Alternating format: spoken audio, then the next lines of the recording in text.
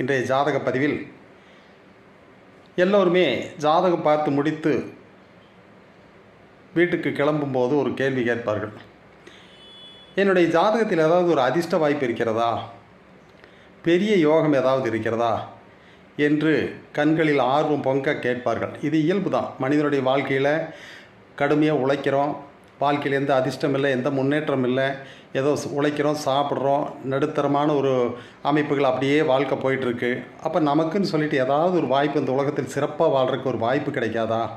வாய்ப்புங்கிறது வேறு, அதிர்ஷ்டங்கிறது வேறு. திடீர்னு ஒரு தொகை வந்துடாதா? ஒரு புதையல் யோகம் இருக்காதா?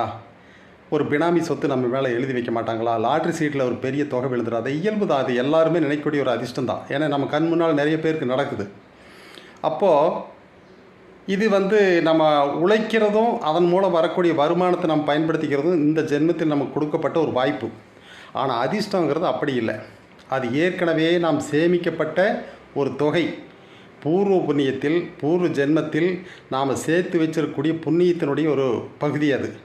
நாம் உண்மையாகவே முன் ஜென்மத்தில் ஒரு ஒரு புண்ணியம் செஞ்சுருந்தோன்னு சொன்னால் அந்த அதிர்ஷ்டம் இந்த ஜென்மத்தில் வந்தே தீரும். அது ஒரு ஜென்மத்தில் செஞ்ச ஒரு புண்ணியமாக இருக்கலாம், 4 ஜென்மத்தில் செஞ்ச புண்ணியமாக இருக்கலாம். அது ஜாதகத்தில் 2ஆம் வீடு, லக்கணத்திலிருந்து 2ஆம் வீடு, லக்கணத்திலிருந்து 5ஆம் வீடு, லக்கணத்திலிருந்து 9ஆம் வீடு, லக்கணம் இன்று இந்த 4 அமைப்புகளும் சரியாக இருக்கக்கூடிய காலகட்டத்தில் கரெக்டாக அந்த திசாபுத்தி வரும்போது, அதிர்ஷ்டத்துக்குரிய திசாபுத்தி வரும்போது கரெக்டான ஜோசியர்கிட்ட போவீங்க. உங்களுக்கு அந்த வருஷம் வாய்ப்புகள் இருக்குதுன்னு சொல்லும்போது ஏதாவது ஒரு வகையில் உங்களுக்கு அந்த வருமானம் கைக்கு வந்தே தீரும். ஏன்னா அது நீங்கள் சேர்த்து வச்சிங்க இதில் முன் ஜென்மத்தில். அது யார் தடுக்க முடியும்? இறைவனே நினச்சாலும் அது நிறுத்த முடியாது. அது உங்களுக்கு தேடி வந்தே தான் தீரும்.